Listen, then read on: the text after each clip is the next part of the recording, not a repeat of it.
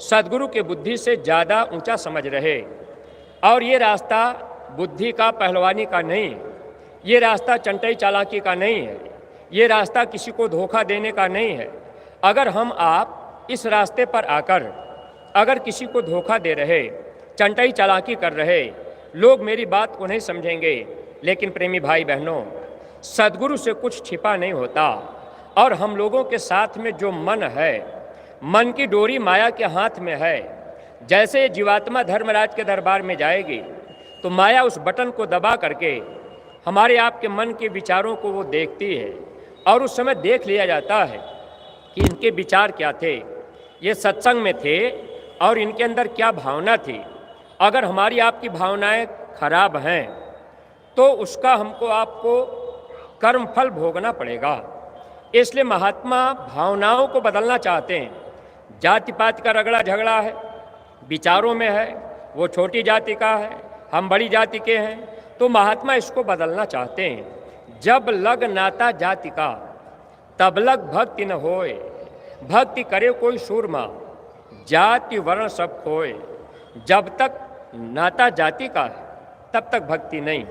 तो हम लोग तो फिर धोखा खा सकते हैं। सत्संगी प्रेमी भाई बहनों, तो महात्मा हम जीवों को रास्ता तो बता देते हैं।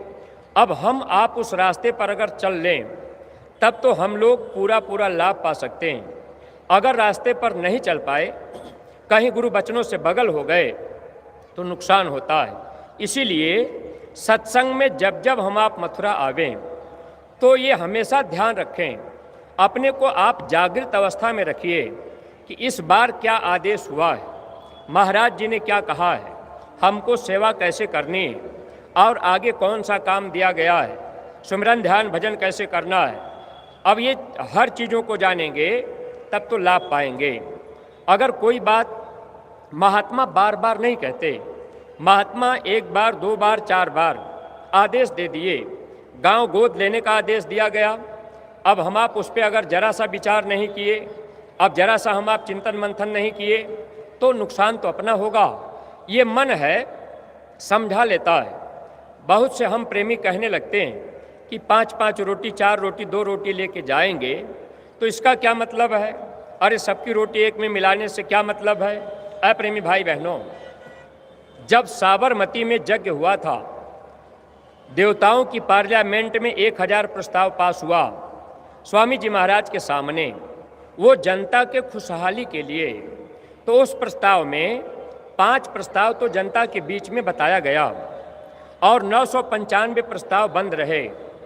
और देवताओं ने स्वामी जी महाराज से कहा कि आप ये जनता के खुशहाली के लिए जो प्रस्ताव पास कर रहे, आप बीच के स्थान से चारों तरफ घूम करके आप इस प्रस्ताव को लोगों के बीच बता दीजिए। अब हम आप ये कहते हैं कि भाई हर बार काफिला क्यों निकाल रहे।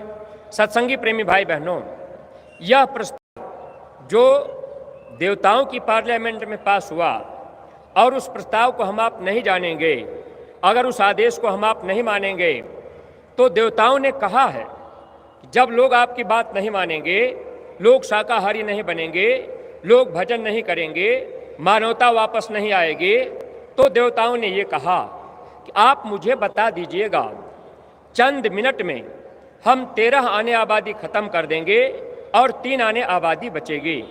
प्रेमी भाई बहनों, मानवता को वापस लाने के लिए, जाति पात के रगड़े झगड़े को हटाने के लिए जो शाकाहारी का प्रचार जिला स्तर पे बड़े पैमाने पर करने के लिए महाराज जी ने कहा, और उसमें रोटी 5 रोटी, 4 रोटी, 2 रोटी लेके जाने के लिए जो ये आदेश हुआ, ये मानवता को वापस ले आने के लिए, चाहे छोटी जाति का हो चाहे कोई बड़ी जाति का हो, अगर मानवता को हम आप वापस नहीं लाए, सतयुग के काबिल हम आप नहीं बन पाएंगे।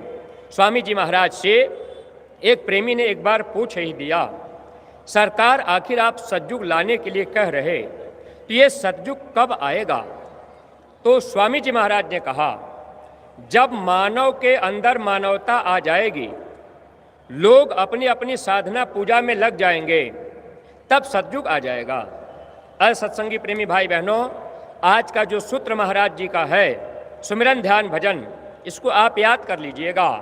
और जो प्रचार करने की बात पूज्य महाराज